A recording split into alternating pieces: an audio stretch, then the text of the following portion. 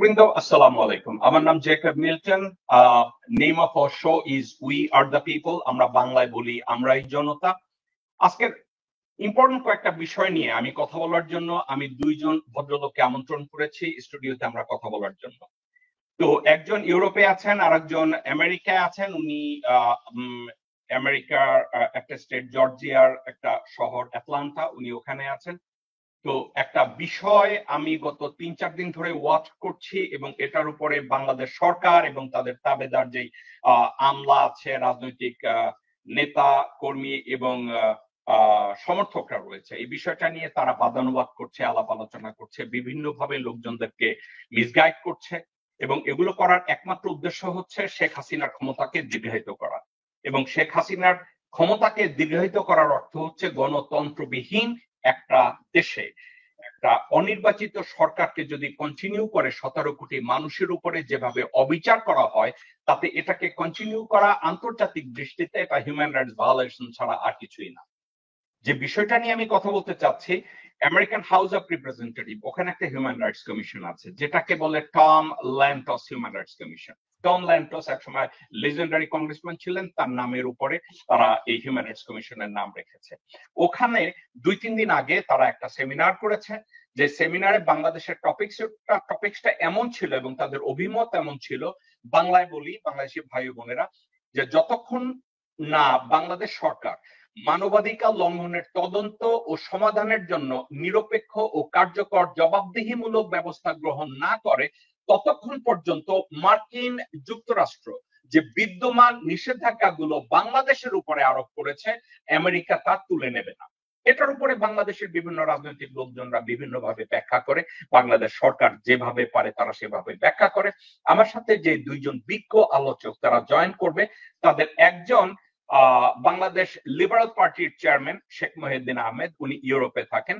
আর আমার সাথে জয়েন করবে computer software quality engineer Faisal Sagar. উনি আমেরিকায় হিউম্যান রাইটস অ্যাক্টিভিস্ট এবং উনি কমিউনিটির উপরে এবং দেশের স্বার্থে অনেক সময় কাজ করে থাকে। দর্শকবৃন্দ, আসুন আমরা তাদের সাথে পরিচিত হই। শেখ মহিউদ্দিন আহমেদ, আসসালামু আলাইকুম, ওয়েলকাম টু দ্য শো। আসসালামু আলাইকুম। আমাকে আমন্ত্রণ জানানোর জন্য আপনাকে ধন্যবাদ। আজকে আশা করি আমরা খুব সুন্দরভাবে একটি অনুষ্ঠান এগিয়ে নিয়ে যাব জনগণকে অনেক কিছু জানানোর জন্য। আপনাকে এর জন্য ধন্যবাদ। ফয়সাল সাগর, ইঞ্জিনিয়ার ফয়সাল সাগর, আপনাকে অনেক ধন্যবাদ যে আপনি আমাদের সাথে জয়েন করেছেন আজকের বাংলাদেশের বিষয়ে গুরুত্বপূর্ণ একটা আলোচনায় অংশগ্রহণ করার জন্য। আসসালামু আলাইকুম। ওয়ালাইকুম সালাম, Jacob bhai, thank you for inviting me, and also Sheikh Mojhiddin Ahmed. Good to be here with you guys. Thank you. Sheikh Mohiuddin Ahmed, আমি আপনার কাছেই প্রথম যাব। সোফার আমেরিকার 2টা স্যাংশন বাংলাদেশের উপরে আছে। একটা হচ্ছে 6 জন অফিসার পুলিশ এবং র্যাবের এবং বাংলাদেশ র্যাপিড অ্যাকশন ব্যাটালিয়ন, এদের উপরে 2টা স্যাংশন এবং পরবর্তীতে ইউএস ভিসা স্যাংশন। এটা ক্যাটাগরিক্যালি তাদের উপরেই আরোপ করা হয়েছে যারা একটা নিরপেক্ষ নির্বাচনের উপরে অবস্টাকল তৈরি করবে, যারা বাধা হয়ে দাঁড়াবে তাদের সবার উপরে। এটা যে কেউ হতে পারে, সরকারের দলের হতে পারে, সরকার বিরোধী কেউ হতে পারে, এবং কোনো ব্যক্তি হতে পারে, কোনো কোম্পানি হতে পারে, কোনো অর্গানাইজেশন হতে পারে। এখন Tom Lantos human rights commission, US house of representative, তারা বলছে ততক্ষণ পর্যন্ত এই নিষেধাজ্ঞাগুলো তুলবে না যতক্ষণ পর্যন্ত বাংলাদেশের সরকার মানবাধিকার লঙ্ঘনের তদন্ত ও সমাধানের জন্য নিরপেক্ষ ও কার্যকর জবাবদিহিমূলক ব্যবস্থা গ্রহণ না করে। কথা হচ্ছে, বর্তমানে বাংলাদেশের অনির্বাচিত সরকার কি বাংলাদেশের মানবাধিকার লঙ্ঘনের তদন্ত এবং সমাধানের জন্য নিরপেক্ষ এবং জবাবদিহিতামূলক কোনো ব্যবস্থা করা এফোর্ড করে কিনা? ধন্যবাদ মিল্টন সাহেব। আসলে বিষয়টায় আমরা কিন্তু এখানে আমেরিকান গভর্নমেন্ট এবং হিউম্যান রাইটস অর্গানাইজেশনের বক্তব্যকে যদি আমরা সামনে নিয়ে আসি, দেখতে পাবেন যে অর্গানাইজেশনটি বলছে প্রথমত মানবাধিকার বিষয়, যেটা বাংলাদেশের জনগণের সবচেয়ে বড় সমস্যা। আর নির্বাচন নির্বাচনে অংশগ্রহণমূলক নির্বাচন এইটা কি কতখানি বড় সমস্যা কিনা, মানবাধিকার লঙ্ঘনের মতো বড় সমস্যা কিনা, এই বিষয়টা আমাদের প্রথমত দেখা উচিত। বাংলাদেশ সৃষ্টির পর থেকে এই পর্যন্ত সর্বপ্রথম যে কাজটি রাষ্ট্র কর্তৃক হয়েছে সেটি হলো মানবাধিকার লঙ্ঘন। প্রথমত নির্বাচনের বিষয়টি যদি প্রথম থেকে দেখি, বাংলাদেশের সৃষ্টি থেকে অনির্বাচিত সরকার কিন্তু অধিকাংশ সময় বাংলাদেশে অবস্থান করেছে। কারণ 70-এর নির্বাচিত প্রতিনিধিরা স্বাধীন বাংলাদেশ শাসন করেছে। তারপর যে নির্বাচনটি তারা দিয়েছে সে নির্বাচনটি হয়েছে একতরফা। তারা যাকে ইচ্ছা করেছে তাকে শুধু আসনটি দিয়েছে, যাকে ইচ্ছা করে নাই তারা আসন নিতে পারে নাই, এটা আপনি জানেন, জাতীয় জানেন। কিন্তু মানবাধিকার লঙ্ঘনে যে ইতিহাস, এই ইতিহাসের সাথে বাংলাদেশের ইতিহাস আজকে ওতপ্রোতভাবে জড়িত।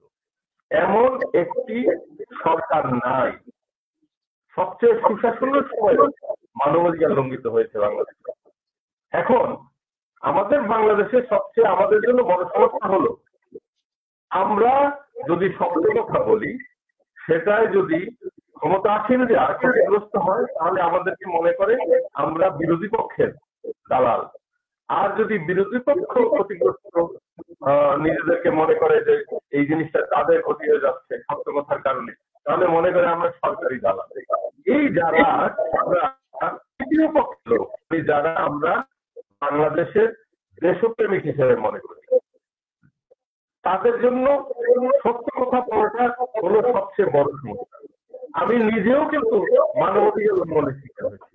আমি কিন্তু ক্রস ফায়ারে আমাকে নিয়ে যাওয়া হয়েছে, আমাকে 7 দিন টর্চার করা হয়েছে, আমি 4 বছর ঠিক মতো হাঁটতে পারিনি। সেই জন্য আমি আজও ইউরোপে আছি নিরাপত্তাহীনতার কারণে। কিন্তু সেটি হয়েছে কিন্তু অন্য একটি সরকারের সময়।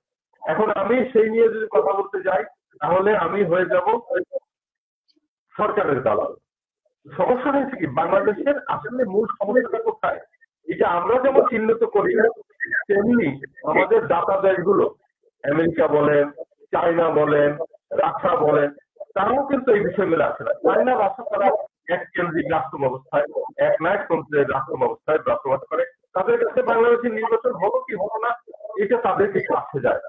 কিন্তু আমেরিকার মতো একটি রাষ্ট্র, তাদের বুনিয়াদ হচ্ছে গণতন্ত্র, তারা যখন আমাদের দুঃসময় কথা বললো না, এখন এমন একটি সময় আসলো যখন ভোটই আমাদের জাতির জন্য একমাত্র নিয়ামক নয়, জাতির মুক্তির জন্য। এখানে মূল সমস্যাটাই হলো মানবাধিকার লঙ্ঘনের সমস্যা।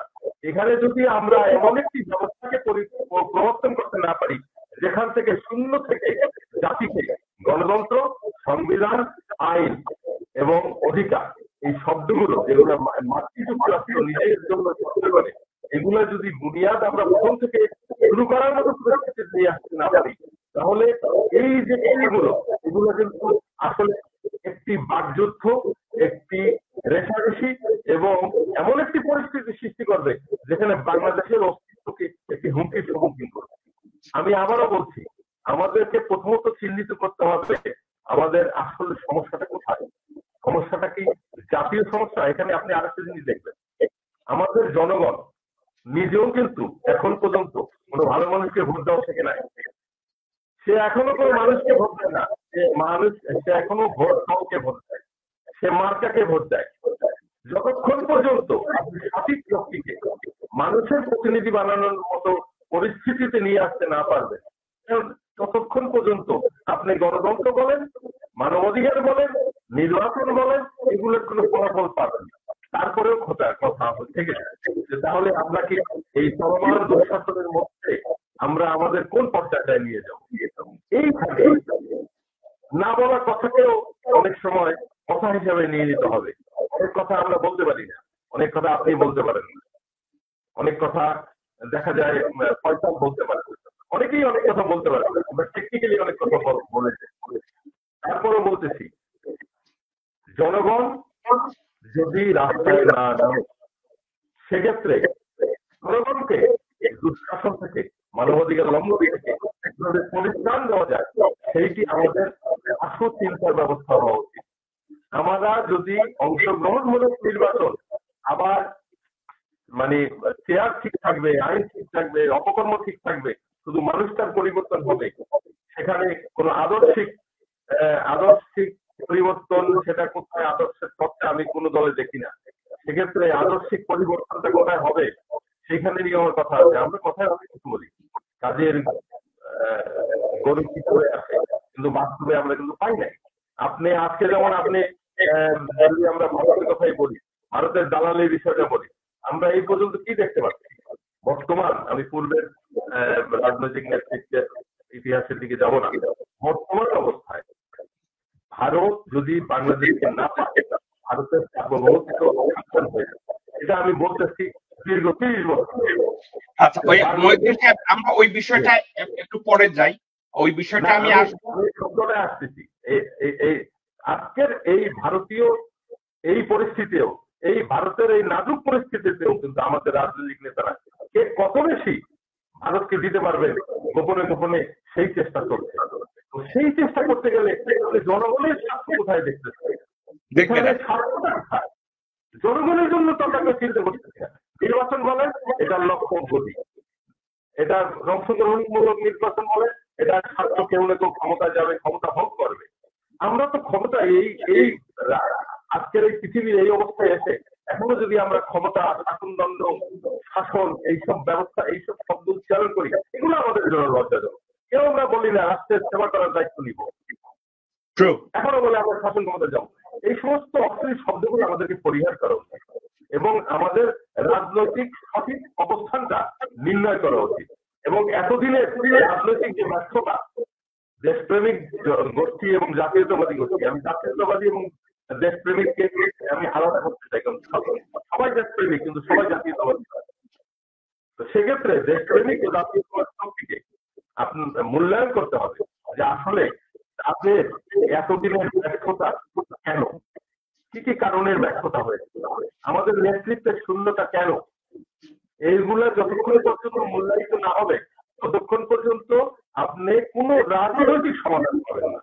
আজকে দুঃশাসন থেকে মুক্তির জন্য আপনাকে অরাজনৈতিক পন্থায় যেতে হবে এবং সেটি আমি কিভাবে করতে হবে সেটা নিয়ে আমি এই মুহূর্তে okay. Engineer Faisal Sagar, we are talking about human rights violation in Bangladesh. Yes. The way international community is describing seems like when a citizen of Bangladesh do not have the right to vote and elect their own representative, that is also considered as violation of human and individual civils and human rights. Do you think that is the things that American and Europeans are looking at us, telling Bangladeshi government that you cannot protect the voting rights of your own people? That's their human rights violation. Do you think that's human rights violation they're referring to? Or kidnapping our own citizen, killing their own citizen, and raping its own citizen, all included into that violation, human rights violation? What do you think, in what category US and Europeans are referring to in Bangladesh? What do you think? Thank you, Jacob. So there's a few things you brought up. So it's not a direct answer, but there are certain things that we should be aware of. What is human rights? Human rights, including freedom of speech, freedom of assembly, freedom of religion, the right to keep and bear arms, freedom from cruel and unusual punishment, and the right to fair trial by jury. Now, this is the US definition of human rights. Human rights, ever since the government of 2008-2009, there has been gross violation of human rights in Bangladesh. So what has been done recently is the result of these violations, including the sanctions of the government officials as well as the other entities of the government. But we have to learn, we have to understand something. One thing that Bangladesh is missing from the constitution is civil rights.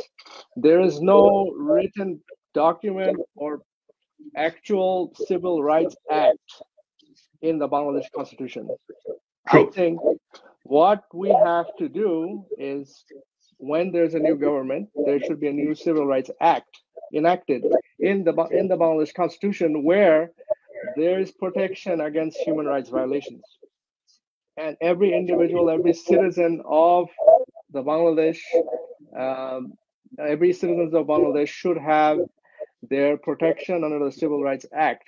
Because there is no policy, there is no law against civil rights, the government uses their authority against the citizens and the opposition to criticize and actually in a lot of cases extrajudicial killing, they harass, they actually arrest opposition leaders without any warrants, and so all the branches of the government, the executive, the judicial, the legislative branches, all branches of the government are abusing human rights. It's not just the executive. So when you have all these pillars of the government that are not functioning as they should, this is the situation, and that you see in Bangladesh that becomes a reality, which is a very scary situation for the human rights of Bangladesh. And we as Americans, we are enjoying these rights, civil rights and human rights, which cannot be violated. It's protected by the Constitution. So I think as Bangladeshis, even though they're a new country, we are a new country. It's been 52 years since independence. There hasn't been specific civil rights movements or acts enacted, which should be implemented in the next government. Okay, Sheikh Mohiuddin Ahmed, I will ask you a follow-up question. What Sagar says. Due to the absence of civil rights enacted in Bangladeshi constitution, for that reason, do you think that is the reason it is almost it's become a habit by the law enforcement to doing a physical and mental torture while a citizen is in their custody? এটা শুধুমাত্র আমি ওই যে একবার বলেছি না, কাজী গরু কিতাবে আছে, আমাদের ওখানে যত কিছুই আপনি লেখেন না কেন কিতাবেই থাকবে। আমাদের মূল সমস্যাটা তো ভিন্ন জায়গায়। আমরা কোন রাজনৈতিক সততা যতক্ষণ পর্যন্ত এস্টাবলিশ না হবে, আমি আবারও বলি, রাজনৈতিক অনেস্টি যতক্ষণ পর্যন্ত প্রতিষ্ঠা না হবে ততক্ষণ পর্যন্ত বাংলাদেশে মানবাধিকার লঙ্ঘন, দুর্নীতি, অবিচার কোনো কিছু বন্ধ হবে না। কিন্তু আপনাকে আমি একটু থামাই, যেই মুহূর্তে র্যাবের উপরে 6 জন অফিসারের উপরে স্যাংশন আসলো এবং আমেরিকান স্যাংশন গেল 6 জন অফিসার এবং র্যাবের উপরে, সাথে সাথে একটা জুডিশিয়াল কিলিং অলমোস্ট শেষ হয়ে গেছে। আপনার কাছে কি মনে হয় বিদেশি এই ধমক বা একটা স্যাংশনের জন্য সাথে সাথে এটা বন্ধ হয়ে গেল? এতে কি প্রমাণ করে? না না, এটা আমি আপনাকে বলি, আগে যে গল্প সহকারে যে একটা জুডিশিয়াল কিলিং ছিল, গল্প সহকারে, প্রেস লিস্ট সহকারে, সেটা বন্ধ হয়েছে। কিন্তু আসলে কি বাংলাদেশে গুম খুন বন্ধ হয়েছে? হয়নি। এখন প্রশ্ন হলো, তাহলে প্রচারণাটা কম কেন? যারা এক্সিকিউটিভ, ধরেন যে অফিসারের অধীনে গুলিটা হচ্ছে, একটা মানুষকে এক্সট্রা জুডিশিয়াল কিলিং করা হচ্ছে, এই পিছনে তারা তাদের আদেশ হচ্ছে।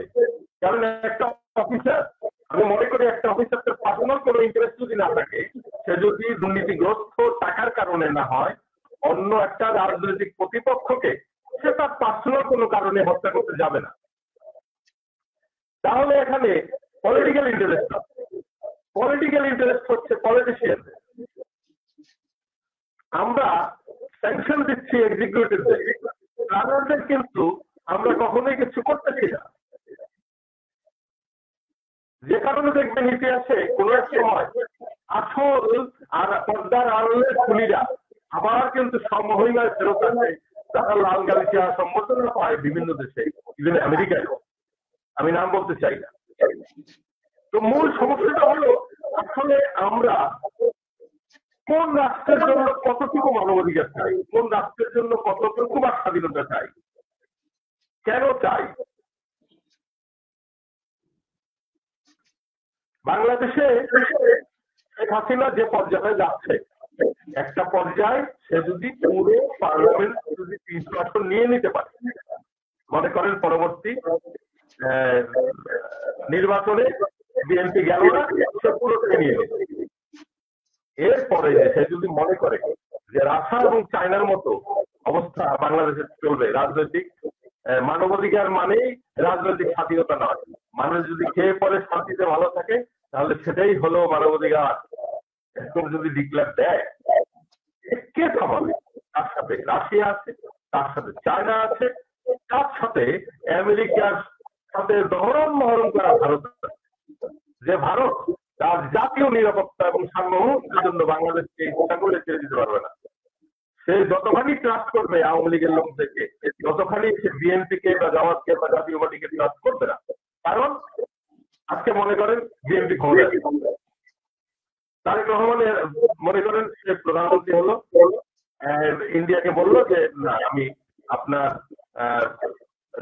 রাষ্ট্রীয়ভাবে যতদূর মানে ওটা কি বলে কূটনৈতিক ভাবে আমি সবকিছু দেবো, কিন্তু তারপরেও কি সে সবকিছু দিতে পারবে? পারবে না। কারণ ভারত বিরোধী মনোভাব রাজনৈতিক নেতা কর্মী মিলিয়ন তারা সবকিছু ভারতের সবচেয়ে বাস্তবায়ন হতে দেবে না। এটা ভারতেরই যাক, যে কারণে ভারতের কাছে আওয়ামী লীগের চেয়ে ভালো অপশন হয়নি তার নিরাপত্তা। সেহেতু সে চায়না এবং চায়নার তার শত্রু, সে চায়নার সাথে কাজ করতেছে শেখ হাসিনা, সেটাকে কিন্তু গুরুত্বপূর্ণ মনে করছে না, কারণ তার কাছে প্রথম হচ্ছে তার সার্বভৌমত্ব। তো এখানে যদি আমরা পুরো এই রিজিয়নের বিষয়টা দেখি, হঠাৎ আমেরিকা বাংলাদেশের বিষয়ে এত বেশি আন্তরিক কেন এখন? একটা গণতান্ত্রিক রাষ্ট্র, সে আন্তরিক, কিন্তু পাশাপাশি কিন্তু আমরা তো এখন যে কারণে কোনো না কোনো কারণ আছে, এটাকে জনগণের প্রতি ভালোবাসা দিয়ে, কারণ আমেরিকা ভালো করেই জানে যে চেয়ারে মানুষটা বদল হলে বাংলাদেশের মানবাধিকার পরিবর্তন হবে না।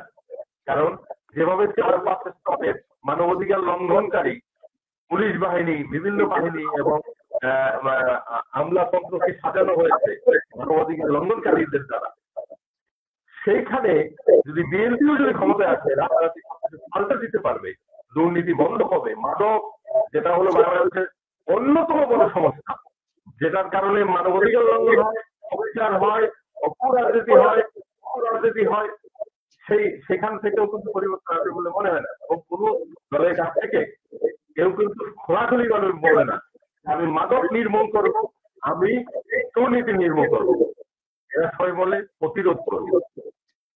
তো সেক্ষেত্রে অনেক কিছু আমাদেরকে এখনো ভাবতে হবে যে আসলে জনগণের মুক্তির জায়গাটা কোথায়, জনগণ কি আদৌ যে তার এই সমস্যার কারণটা কি, এটা কি রাজনৈতিক না একদম বাংলাদেশ সৃষ্টির প্রথম লক্ষ্য থেকে যে ষড়যন্ত্র এই বদ্বীপের উপরে, বাংলাদেশ বাংলার উপরে, এইটার কারণে আমাদেরকে আরো কত প্রজন্ম গোলামি এবং এই অরাজনৈতিক গণতান্ত্রিক মানবাধিকার বিহীন রাষ্ট্র বহন করে যেতে হবে, এটা কিন্তু আমরা এখনো নির্ধারণ করতে পারিনি। এবং জনগণ যতক্ষণ পর্যন্ত না পারবে ততক্ষণ পর্যন্ত এদের থেকে মুক্তি কেউ রাস্তা।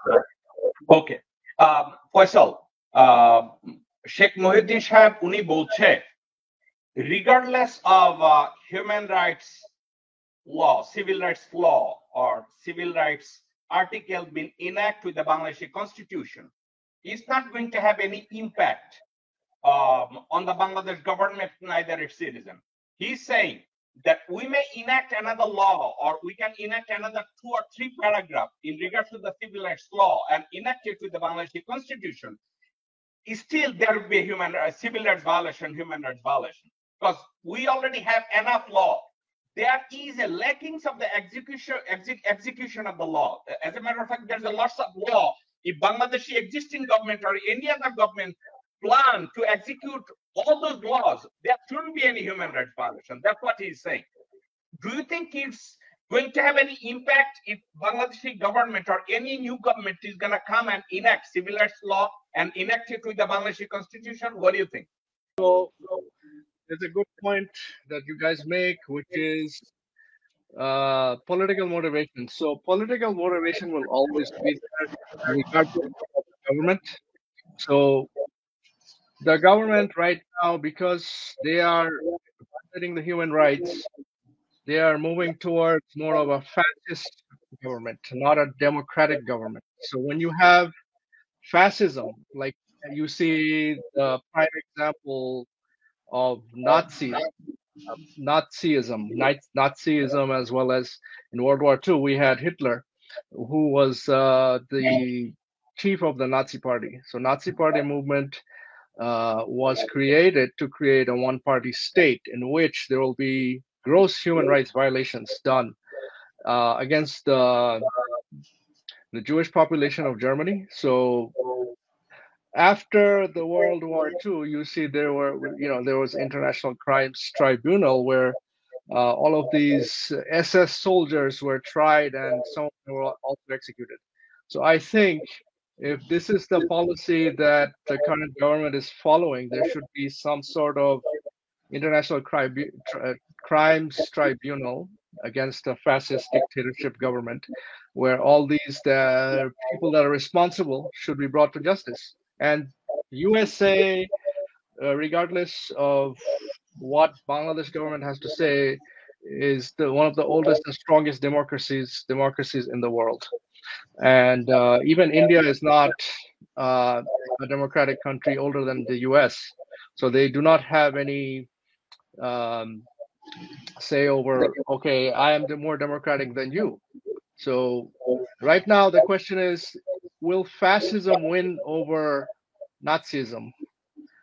Oh, sorry, over democracy, or not? Nazism, will it win over democracy? So I think Hasina government, or the government of Sheikh Hasina, is acting more of like Hitler. Don't you think there is a huge difference between Hasina's rule and Hitler's rule?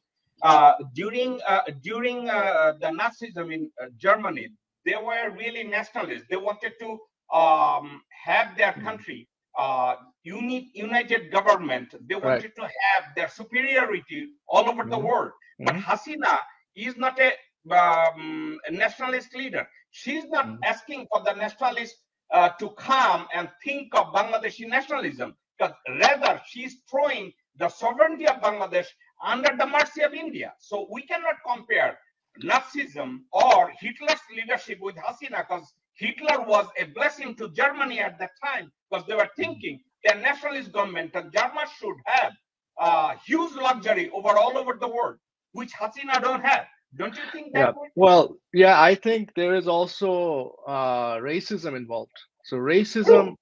That's a two different thing. You can say racism. Yes. Yeah, you can say prejudice. না কিন্তু এইটাকে তো আপনার হাসিনার শাসনকে কিন্তু রাষ্ট্রিজমের সাথে মিলানো যাবে না। I agree. That's what I'm asking for. Okay. I think nationalism সাথে অনেকখানি মিল আছে, এবং তারা কিন্তু তাদের কি বলে প্রাইড, ন্যাশনাল প্রাইডকে কিন্তু আঘাত করছে। সেক্ষেত্রে আমরা কিন্তু আমাদের ন্যাশনাল প্রাইডকে প্রতিদিন পদদলিত করি ভারতের কাছে। True. Okay, Faisal, I'm going back to you. What is your response? Germans, they wanted to have their national pride, having Nazism or Nazi. I don't see any difference, because the propaganda created by the Army League government is similar to Nazi propaganda. So when you have propaganda in those levels where everything is for one party has majority seats in the parliament, one party has their own police force, their own army, their own detective branch, their own, it's kind of like the SS soldiers. I would say from Hitler's time, he had special SS soldiers. Right now, RAB, if you compare RAB, you can see the similarities between RAB and the SS.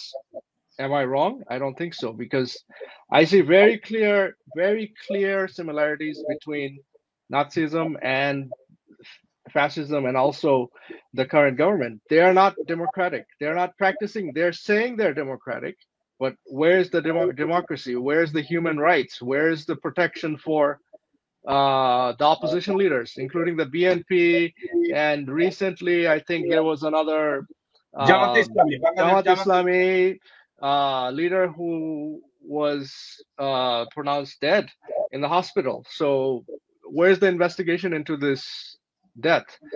Is there any human rights violation going on there? Is there anything that the opposition can get? They're not able to basically have any rights. So it's also racism against the opposition. It's not only Nazism or fascism, there's also racism. Okay So you see there is racism there. ওকে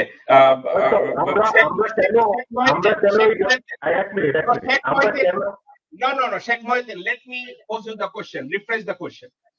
ফয়সাল বলতেছে even though বাংলাদেশে হাসিনা অথবা আওয়ামী লীগ আমাদের জাতীয়তাকে অথবা আমাদের ন্যাশনালিজমকে prioritise করে bit করে না, rather পায়ের নিচে ফালাইয়া দেয়, কিন্তু সবার সামনে কিন্তু বলে হাসিনা বিশ্ববিখ্যাত নেতা হয়ে গেছে, তার ডেমোক্রেসি বিশ্ববিখ্যাত, তার human rights level in Bangladesh is become an example to the world. এটা তারা হাইপ করে, তারা প্রোপাগান্ডা ছড়ায়। এই প্রোপাগান্ডার মাধ্যমে তারা চিন্তা করে যে আমাদের জাতীয়তাবাদকে অনেক উপরে উঠাই দিতেছে, which is completely lie. That's what Faisal is saying. আচ্ছা, এখানে আমার বক্তব্যটা হলো এই প্রোপাগান্ডা শেখ হাসিনা গভর্নমেন্ট কেন করে? ওকে, এই প্রোপাগান্ডাটা করে কেন করে এবং এটাই তারা বেনিফিটটা নিতে চায় কাদের কাছ থেকে? তারা প্রোপাগান্ডাটা করে মূলত বিএনপি কে বোঝানোর জন্য। বিএনপি যখন সবচেয়ে নাজুক অবস্থায় ছিল তখনও কিন্তু এই পাবলিসিটি, আমি বলি বিএনপির বিরুদ্ধে পাবলিসিটি, বিএনপি কিন্তু বিনা পয়সায় পাবলিসিটি গুলো পেয়ে গেছে। এই যে পাবলিসিটি, প্রোপাগান্ডামূলক পাবলিসিটি, এইটা গভর্নমেন্টের সব রাজনীতিবিদ কিছু আছে, এগুলা তারা করে। দেখবেন সবসময় এই পাবলিসিটি তারেক রহমান অমুক, খালেদা জিয়া অমুক, বিএনপি অমুক, জিয়াউর রহমানের অমুক, এইসব হচ্ছে গর্ধবের আচরণ, এগুলো রাজনৈতিক আচরণ, রাজনৈতিক মূর্খতার মধ্য দিয়ে এগুলো তৈরি হয়। তো ঘটনা হচ্ছে এই যে প্রোপাগান্ডা গুলো হচ্ছে, প্রোপাগান্ডা দিয়ে এটা কিন্তু কোনো পাবলিক কিন্তু বিশ্বাস করে না যে প্রোপাগান্ডা গুলো দেয়, এবং এই প্রোপাগান্ডা কিন্তু আপনি দেখবেন এগুলো কিন্তু বিদেশিদের জন্য নয়। এই প্রোপাগান্ডা কিন্তু এমন ছড়ানো হয় যে আমি একজন মহান, আমার লোকজন মহান, আমার কার্যক্রম মহান। এইটার ফলাফল কিন্তু দেখেন, আপনি নির্লজ্জতার একটা মাত্রা দেখেন, 11% ভোট কাস্ট হয়েছে লাস্ট নির্বাচনে, 11%। এরপরেও যে পাস করতেছে দলের 6-7% ভোট পেয়ে পাস করছে, 5 to 6। তাকে যেভাবে তোলা দিয়ে সম্বর্ধনা দেওয়া হয়েছে, তো এখানে বার্তা তো পরিষ্কার, আপনার বার্তা পরিষ্কার, মেসেজ ইজ ক্লিয়ার। বাট যারা আমরা সরকারের এই অগণতান্ত্রিক মানবাধিকার লঙ্ঘনকারী কার্যক্রমের বিরুদ্ধে আমরা নিজেদেরকে যারা অ্যাক্টিভ মনে করি, আমরা মনে করি যাদের দায়িত্ব ডিউটি, আমরা কতখানি সফল, আমরা কি সঠিক মেসেজটা জনগণের সামনে দিতে পারছি বা পেরেছি বা পারলে? আপনি দুইটা উদাহরণ দেন। বর্তমান আওয়ামী লীগ সরকারে যে সমস্ত ডেভিল জিনিয়াস, শব্দটা মনে রেখেন, ডেভিল জিনিয়াস লোকগুলো কাজ করছে, তারা যেভাবে একটার পর একটা ইস্যু তৈরি করছে, তারা যেভাবে একটার পর একটা প্রকল্প নিচ্ছে, তারা যেভাবে চুরি করছে, যেভাবে সবকিছু করছে, আপনি নিজেই বলেন এর বিপরীতে যারা আমরা জনগণের কাছে তথ্য পৌঁছানোর জন্য দায়িত্বশীল মনে করি, রাজনীতি করার জন্য নিজেদেরকে রাজনৈতিক নেতা ভাবি এবং নিজেরা ক্ষমতায় যাওয়ার প্রত্যাশা করি, এই ডেভিল জিনিয়াসদের বিপরীতে আমি কি কোনো অনেস্ট জিনিয়াস কোন ফোরাম দেখতে পাচ্ছি? আমাকে একটা দেখাতে পারবেন? তাদের risk research, risk analysis, risk management বলে যাই বলে, political risk management assessment fail আছে, তাদের কিন্তু প্রতিদিন কার্যক্রম চলে। এইটার বিপরীতে কোনো মেধাবী এই যে ফয়সালের মতো ইয়াং ছেলেদেরকে দিয়ে আপনি কি কোনো একটা ফেল দেখাতে পারবেন? নাই। এখানে আপনার কথার জবাবে আমি এটা বলতে পারি, আপনারা you are referring to some devil genius working on behalf of Awami League government and Hasina, but fact to the matter is not working on behalf, within the government. Within the government, they have genius people. I call them devil genius.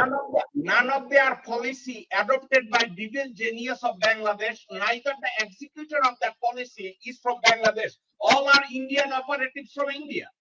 Hasina is not running Awami League. Hasina government is not executing any plan. He is getting all the plans. When we see that somebody from another political party in Delhi told that the policy of Zia Rahman and Begum Zia was not proper or accurate.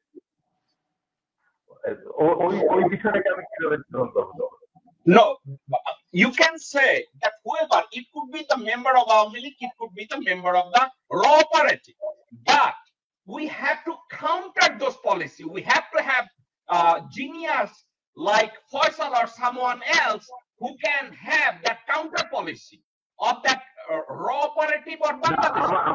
আমার মধ্যে আপনার একটু misunderstanding হচ্ছে, আমি বলি করেন। Suppose মনে করেন আপনি যদি পরিপূর্ণভাবে একটু দৃষ্টি মেলেন, শেখ হাসিনার ক্যাবিনেটে কিন্তু কোনো উচ্চ মেধার কোনো লোক নাই, কিন্তু শেখ হাসিনার সরকার কি তাদের কথা চলে, মিনিস্টারদের কথা চলে না? আপনি দেখবেন মাঝে মধ্যে সে কিছু মিনিস্টারকে রাখে, তারা আপনার কৌতুক করে, হারামি করে, পাবলিক হাসে, সে কিন্তু গোপাল ভাষা এটা কিছু রেখে দিচ্ছে। আর একটা জায়গায় দেখেন যে প্রধানমন্ত্রীর কার্যালয়ে যে কয়েকটা জিনিয়াসকে বসেছে, এভেন জিনিয়াস, আপনি এদের সমপর্যায়ে, এদের মেধার সমপর্যায়ে, Can you name one or two those who are working under at the Ganabhavan? Name one or two. না না, আপনি গণভবন না, আমি বলতেছি প্রধানমন্ত্রী কার্যালয়।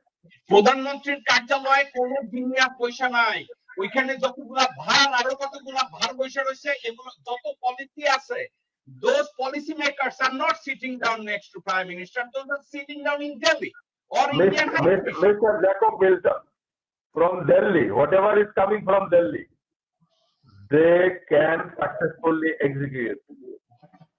Okay, listen. Only thing, Mr. Mohideen Ahmed, only thing I am saying, none of the policies, those policies are executing to suppress Bangladeshi citizen.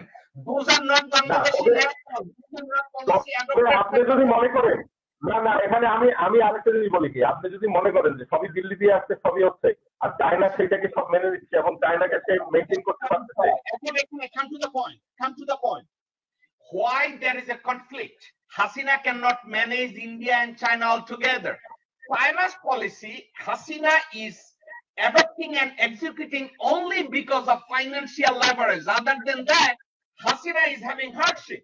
For that reason, Hasina, Chinese government and policymakers become so annoyed that their foreign secretary or Chinese foreign secretaries individuals are coming, visiting Bangladesh and refuse to meet Hasina personally. In 3 or 4 occasions happened for the last 3 months. No problem, but she is managing both the countries. No, none of the policy is working. Till today, she is maintaining successfully. আমি মনে করি যতক্ষণ পর্যন্ত কোনো কিছু আমরা বাস্তব অর্থে কোনো না দেখবো, ততক্ষণ পর্যন্ত আমাদের কাছে পরিষ্কার যে দুইটা পক্ষ দুইজনেই তাকে সমন্বয় রাখে। নির্বাচন নিয়ে চায়নার কোনো মাথা ব্যথা নাই, কিন্তু চায়নার একটা জিনিস নিয়ে মাথা ব্যথা আছে, যেটা চাইনিজ পররাষ্ট্র মন্ত্রণালয় গতকালকে রাত্র 11টার সময় বলছে, they want to see a government in Bangladesh who can pay their debt. It doesn't matter to them whether Hasina is power or someone else is in power, as long as they're making the payment. শুধু debt আর economic আর investment বিষয়টা সেখানে না, এখানে জিওপলিটিক্সের এই জায়গাটায় আপনার নিরাপত্তাগত defensive strategic কিছু function আছে, যেখানে আপনার রোহিঙ্গাদের যে এভাবে চলে আসছে এবং রোহিঙ্গাদের এভাবে পাইলে রাখা হচ্ছে, বিষয়টা সেখানে না, এখানে একটা টার্গেট আছে। আমি অত কিছু বলতে চাই না এই বিষয়ে, আমি অনেক আগে এগুলো লিখছিলাম, আরো 4 বছর আগে, যে এই রোহিঙ্গাকে ভিত্তি করে এখানে আমেরিকান ইন্টারেস্ট বাড়বে, অনেকের ইন্টারেস্ট বাড়বে এবং এই বাংলাদেশটা একটা উত্তপ্ত হবে। 4 বছর আগে লিখেছে। এখন বিষয়টা সেদিকে যাচ্ছে। এখন আমরা শেখ হাসিনাকে অপছন্দ করি, তার শাসন, তাকে তো ব্যক্তিগতভাবে আমার তার সাথে আমার কোনো শত্রুতা নেই, আর শাসন ব্যবস্থাকে আমি অপছন্দ করি, তার শাসন ব্যবস্থাকে আমি মানি না, অগণতান্ত্রিক মনে করি, অমানবিক মনে করি। পার্সোনাল এনিমিটি আমার সাথে আমার জমি নিয়ে তো কেউ টানাটানি করতে। তো সেক্ষেত্রে এই অপছন্দের জায়গা থেকেও সে আমাদেরকে অনেক কিছু দেখতে হবে, কিভাবে তার সরকারকে সরানোর পরে একটি দেশপ্রেমিক সরকার আমরা বসাতে পারি, সেটা নির্বাচিত হোক অনির্বাচিত হোক, আই ডোন্ট মাইন্ড। কিন্তু একটা বিষয় মনে রাখবেন, বাংলাদেশ আর্মিকে বা বাংলাদেশের সশস্ত্র বাহিনীকে যতক্ষণ পর্যন্ত শেখ হাসিনার এই সরকারের প্রতি অনুগত দেখতে পাবেন, ততক্ষণ পর্যন্ত শেখ হাসিনার সরকারকে সরানো কারো পক্ষে সম্ভব হবে না। Number 1। Number 2, judiciary is a factor. এই জুডিশিয়ারিতে এখন যেভাবে তাদের দলীয় লোক, রাজনৈতিক ক্যাডারদেরকে বিচারপতির আসনগুলো বসানো হয়েছে, এটা একটা বিরাট প্রবলেম। আর আমি বলেছি প্রশাসনিক পাশাপাশি আমি আবারও বলি, আপনি বিষয়টা খুব গুরুত্ব সহকারে উপস্থাপন করেন, যতক্ষণ পর্যন্ত বিরোধী দলগুলো সঠিক শব্দ উচ্চারণের দ্বারা তাদের টার্গেট নির্ধারণ না করবে এবং রাজনৈতিক সেলগুলা প্রতিস্থাপন না করবে প্রতিটা সরকারি রাজনৈতিক সেলের বিপক্ষে, আমরা আরেকটা একনায়কতান্ত্রিক সরকার মেনে নেব না। আপনি ওই সরকারি নির্বাচিত হোক অনির্বাচিত হোক, যা মানবাধিকার, দুর্নীতি, মাদক এবং বাক স্বাধীনতাকে সমুন্নত রাখবে, মানে সে যে ধরনের নির্বাচিত অনির্বাচিত যে ধরনের সরকার হোক আমরা মেনে নেব। কিন্তু আপনি যতক্ষণ পর্যন্ত দায়িত্বশীল এবং যোগ্যতা সম্পূর্ণ বিরোধী দলীয় স্ট্রাকচার না পাবেন, ততক্ষণ পর্যন্ত শেখ হাসিনাকে আপনি সরাতে পারবেন না। যতক্ষণ পর্যন্ত সেনাবাহিনী তার সাথে থাকবে ততক্ষণ পর্যন্ত সরাতে পারবেন না। যতক্ষণ পর্যন্ত জুডিশিয়ারি এইভাবে থাকবে সরাতে পারবেন না।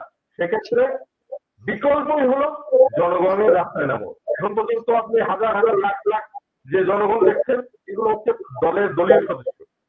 কারণ আওয়ামী লীগ বিএনপি প্রত্যেকেরই 1 কোটির উপরে সদস্য, বিশাল জনগোষ্ঠী, 10 মিলিয়ন, এটা 1 মিলিয়ন রাস্তায় সবসময় থাকবে। কিন্তু যতক্ষণ পর্যন্ত মাস পিপল, যতক্ষণ পর্যন্ত রাস্তায় না নামবে, মাস পিপল কারা? আপনি বিগত ধরেন 1/11 এর আগের নির্বাচনগুলো যদি দেখেন, 30 to 33 এর ভিতরে কিন্তু কোন দলের ভোট নাই, খেয়াল করছেন? তো আমরা যদি 30% ধরি, 30% দুই দলে 50%, 40% হলো যারা যে দলকে প্রয়োজন হয় জাতির জন্য তাকে ভোট দেয়। এই 40% জনগোষ্ঠী যতক্ষণ পর্যন্ত রাস্তায় না নামবে ততক্ষণ পর্যন্ত এই সরকারকে কেউ কিছু করতে পারবে না। ওকে, আমি আপনার সাথে দ্বিমত পোষণ করি 2-3টা সাবজেক্টের। নাম্বার 1, বর্তমান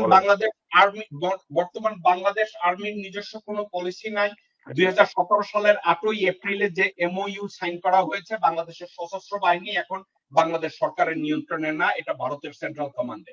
সো এখন এটা নিয়ে আমরা আর আলোচনা না করি, এটা নিয়ে আমরা সেটা ভারতের সেন্ট্রাল গভর্নমেন্টে থাকুক, সেটাই আমি বলছি। এই সশস্ত্র বাহিনী যতক্ষণ এই সরকারের সাথে আছে ততক্ষণ কিছু করা যাবে না। ওকে, তো এই মুহূর্তে আমাদের সময় আমরা শেষ, আমাদের হাতে 3 মিনিট সময় আছে। I will go back to Faisal Sagar. Faisal Sagar, what you think, as long as Bangladesh Armed Forces Services and police forces including RAB, if they are going to throw their support behind Hasina Sheikh, do you think she will continue to have that power, or do you think American foreign policy, that policy is going to become successful and there would be a established of a caretaker government? What do you think? She will continue, or I think that she has been in power since 2008. So when you see the last election, 2018, there were also human rights violations within the election itself. So because opposition leaders were not able to actually go cast their own vote, they were actually inside their house, or they were not able to go to the voting center. Also, these are violations that are extreme. So if this continues, there will have to be a change of government. If there is no change of government, then again, like I said, fascism, Nazism will be continuing in Bangladesh. Is that going to be good for global power? I don't think so. I don't think it's good for India. I don't think it's good for China. Maybe the Chinese polar house is like that, but 1 second.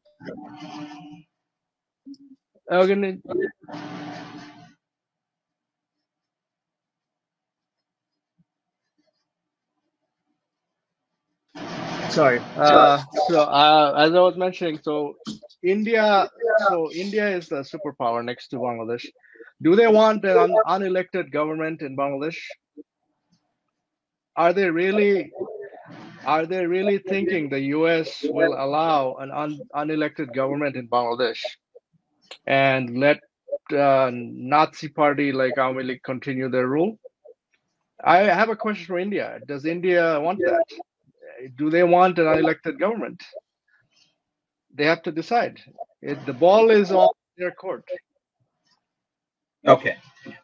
So you are saying that whatever India will, as of today, Bangladeshi citizen of Bangladesh, they're assuming whatever the Indian choice, that if India wants that Hasina will continue, then Hasina's government will continue. But I disagree with that opinion for one reason. Hasina can continue governing in Bangladesh as a prime minister. But question is, economy went up to a level that India will never give money to Bangladesh to run the government day-to-day operation. It will never do. And neither China will do. You remember at one point China stopped financing Niger, they stopped financing in Nigeria, they stopped financing in Sri Lanka, they stopped financing in Maldives. They would do the same thing in Bangladesh. So at this time, even though Hasina's India says, do you know what? We are going to have Hasina running Bangladesh, but Hasina cannot run Bangladesh to run day-to-day operation due to the lackings of finance. They don't have that. And guess what? The American Department of Commerce, they are already considering the cut GSP of Bangladesh garments industry and others. If America does, Europe will follow. So 57 lakhs of workers would be on the street of Bangladesh. So I don't think anyone wants a situation like that. But Sheikh Hasina government maybe. Only thing I'm saying, Bangladeshi citizen and outside to realize that Hasina can continue her role, but at the same time, Bangladesh should be like Ethiopia under the regime, under the tenure of what do you call it, Emperor Selassie. When Emperor Selassie, Haile Selassie was the emperor of Ethiopia, you know that how many millions of people died on the street. Hasina can do the same thing. So that time, again, right? China and India will back up automatically. So let me. We are end of our time. Sheikh Muhyiddin Ahmed, I'm asking you to make a closing statement. You have 10 seconds. So, Mr. Ahmed, whatever you want to say for the audience until next week. মানবাধিকার লঙ্ঘনের বন্ধ করা কার্যকর ব্যবস্থা এবং সঠিক বিরোধী দলীয় রাজনৈতিক চরিত্র যতক্ষণ পর্যন্ত আমরা তুলে ধরতে না পারবো, ততক্ষণ পর্যন্ত প্রকৃতপক্ষে বর্তমান এই স্বৈর শাসককে উৎখাত করা আমাদের জন্য এখনো বহু বহু দূরে আমি মনে করি। কেন মনে করি? কারণ ভারতের চরিত্র আমাদের সুপ্রতিবেশীগুলো এখনো নয়। আমাদের জাতীয় স্বার্থের পরিপন্থী, আমাদের জাতীয় স্বার্থের পক্ষে এখনো ভারতের অবস্থান নয়। যারা যারা ভারতকে এখনো আমাদের বন্ধু হিসেবে মনে করেন, আমাদের একমাত্র রক্ষাকর্তা হিসেবে মনে করেন, এই চরিত্রগত পরিবর্তন আমাদের রাজনৈতিক নেতাদের মধ্যে যতক্ষণ পর্যন্ত না আসবে এবং বিদেশিদেরকে আমেরিকা যতই চিল্লাপাল্লা করুক গণতন্ত্রের জন্য, আমরা রাজনৈতিকভাবে নিজেদের স্বচ্ছতা এবং জনগণের সম্পৃক্ততা যতক্ষণ পর্যন্ত না করতে পারবো এবং আমাদের মেধা এবং প্রতিষ্ঠাকে যতক্ষণ পর্যন্ত স্টপ করতে না পারবো, ততক্ষণ পর্যন্ত এই সরকারের বিরুদ্ধে আমাদের কোনো কিছু কার্যকর হবে না। একমাত্র আল্লাহ তাআলা যদি কোনো ডাইরেক্ট অর্ডার দেয়, তাহলে সেটাই হলো এই সরকার উৎখাতের একমাত্র পথ। Okay, Faisal Sagar, you have 10 seconds. Oh, thank you. I just wanted to add, so the people of Bangladesh also needs to come to the streets, like Sheikh Muhyiddin sir was mentioning, and rise up against any kind of oppressive Nazi fascist rule, because these leaders are violating the human rights and they should be stopped immediately. So given that the sanctions had some effect, I believe that there will be more sanctions. If there are more sanctions, then the human rights situation in Bangladesh will improve. It has to improve. Okay, Faisal Sagar and Sheikh Muhyiddin Ahmed, both of you guys, thank you so much to give us half an hour, your valuable time on Sunday especially. I know both of you guys are going to have a weekend. I wish you, both of you guys are going to have a wonderful weekend. Thank you so much. I think we, three of us, we're going to meet again next week. We're going to schedule the time and date. Thank you so much. Thank you. Dr. Bindo, আমি অত্যন্ত lucky যে শেখ মুহিউদ্দিন আহমেদ ওনাকে পেয়েছি এবং engineer Faisal সাগরকে পেয়েছি। আমি দুইজনের মতের সাথে একমত এবং দ্বিমত কিছু কিছু ক্ষেত্রে, এটা হয় স্বাভাবিক। আমি আপনাদেরকে একটা জায়গায় কনক্লুড করতে চাই, সেটা হচ্ছে এই, পৃথিবীর কোন রাষ্ট্র ব্যবস্থায় কেউ এই আশা করতে পারে না আল্লাহ একটা গজব দিবে আমি সরকার পরিবর্তন করবো, সাবজেক্টিভ ভাবে হয় না। এখন তারপরও আমরা ওখানে কখন যাই? যখন আমাদের সামনে আর কিছু করার কিছু থাকে না। আমি মনে করি না বাংলাদেশের পরিস্থিতি ওই পর্যায়ে গেছে আমরা বলবো আল্লাহ একটা গজব দিবে এবং সরকারের পরিবর্তন হবে। আমি এটার সাথে একমত না। তাইলে আমি কি মনে করি, আওয়ামী লীগ বা হাসিনা এরা ভারতের কাছে যতই বিশ্বস্ত হোক, এদেরকে ক্ষমতায় রাখা যাবে যেভাবে আমি ইথিওপিয়ার এক্সাম্পল দিলাম। হ্যাইলি সেলাসি জনগণকে মেরেও কিছুদিন ক্ষমতায় ছিল, কিন্তু একটা পর্যায়ে যখন দেখছে সরকারের দৈনন্দিন কার্যক্রম চালানোর জন্য তার কাছে আর কোনো টাকা নাই, তখন ক্ষমতা ছেড়ে পালাইতে হয়েছে।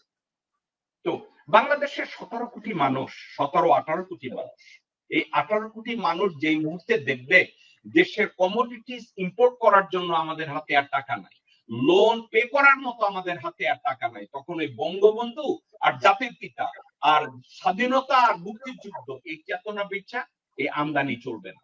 রপ্তানির পয়সা যখন আমেরিকায় চুরি হয়ে যায়, ইন্ডিয়ায় চুরি হয়ে যায়, ইকোনমি আর বাংলাদেশে কোনোভাবেই যাচ্ছে না, এবং 57 লক্ষ গার্মেন্টস এর শ্রমিকরা যখন বাংলাদেশের রাজধানী ঢাকায় কাজ বাদ দিয়ে বসে পড়বে, তখন আর হাসিনা আর বঙ্গবন্ধুর চেতনায় কাজ হবে না। তখন ওই আল্লাহর গজবের দরকার নাই, ওইটাই আল্লাহর গজব হিসাবে আসবে। আর একটা কথা, বাংলাদেশে একটা মিথ ছড়ানো আছে, যে মিথোলজিটা হলো জিও পলিটিক্স আছে ওই ল্যান্ডটাকে ঘিরে। এটা একটা বকওয়াস। কেন বকওয়াস? বাংলাদেশের রাজনৈতিক সততার সাথে জিও পলিটিক্স এর কোনো সম্পর্ক নাই। বাংলাদেশের রাজনৈতিক ভাবে যদি মুহিউদ্দিন আহমেদের মতো লোকজনরা সৎ হয় এবং দেশপ্রেমিক হয়, জিও পলিটিক্স ওখানে টাচ করবে না। এখানে খালেদা জিয়ার মতো খালেদা জিয়ার মতো নেত্রী, তারেক জিয়ার মতো নেত্রী, হাসিনার মতো নেত্রী এবং অন্যান্য নেতা নেত্রী, এরা যদি ওই জিও পলিটিক্স এর কাজ দোহাই দিয়ে তারা যদি নিজেদের আখের গুছাতে চায়, সেক্ষেত্রে দেশের যদি 12টা বাজে আর আমরা দোহাই দেব geopolitics, it's nothing, just stupidity. যেমন হাসিনা বর্তমানে কথায় কথায় বলে ইউক্রেন যুদ্ধের জন্য দেশের অর্থনৈতিক দুরবস্থা, কমপ্লিটলি ইডিয়টিক। কারণ কি, ইউক্রেনের যুদ্ধের সাথে বাংলাদেশের পলিটিক্স এবং অর্থনৈতিক ধসের কোনো সম্পর্ক নেই, কিন্তু তারা এই একই গান গেয়ে যাচ্ছে কবে থেকে, 1972 থেকে আজ অবধি।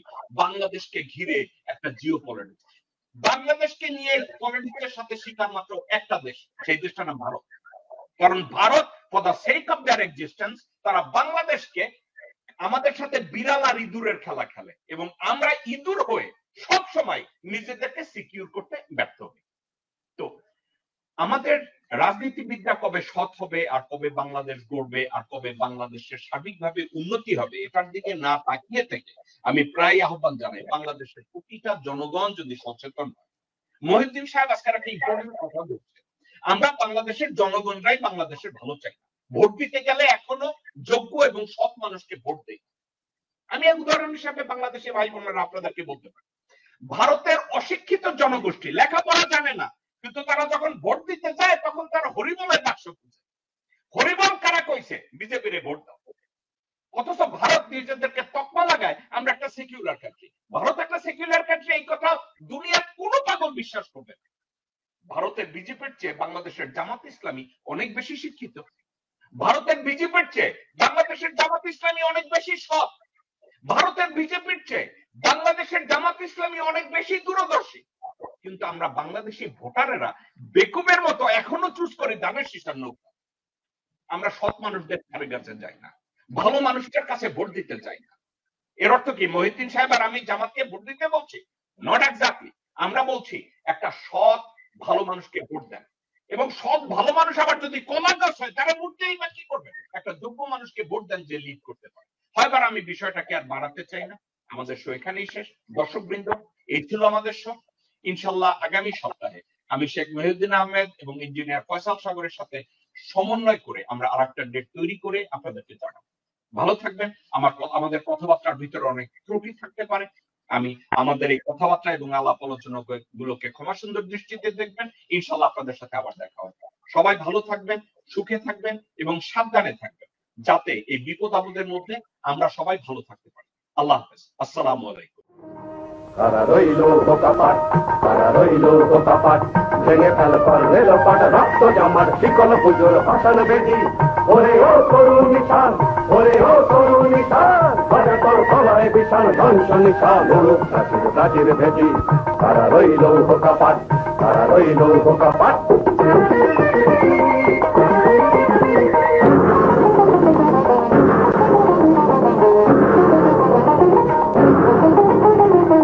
গাজনের বাজনা বাজা, কে মালিক কে সে রাজা। গাজনের বাজনা বাজা, কে মালিক কে সে রাজা। কে দেয় সাজা, মুক্ত স্বাধীন সত্য কেড়ে। হা হা পায় যে হাসি, হা হা পায় যে হাসি, ভগবান পড়বে ফাঁসি, ধর্ম নাকি শিখায় একদিন তথ্য কেড়ে।